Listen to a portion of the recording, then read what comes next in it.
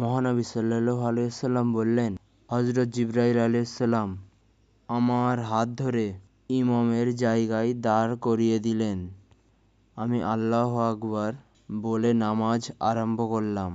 সুষ্ঠুভাবে 2 রাকাত নামাজ আদায় করলাম এবং সালাম ফিরালাম।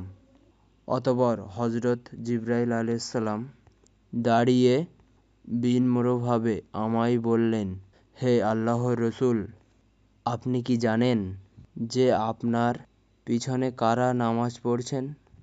আমি জবাব দিলাম, না, আমি কেমন করে জানব? আপনি আমাকে আমার মুক্তাদিদের সম্পর্কে জানিয়ে দিন। তখন হযরত জিবরাইল আমিন বললেন, হে আল্লাহর রাসূল, এই জামায়াতের নামাজে আপনার পেছনে 1,24,000 নবী হাজির রয়েছেন। এছাড়া সারা জাহানের ফেরেশতা, বেহেশতের হুর, গিলমান এবং মুমিনদের আত্মাও আপনার পিছনে নামাজ আদায় করছেন।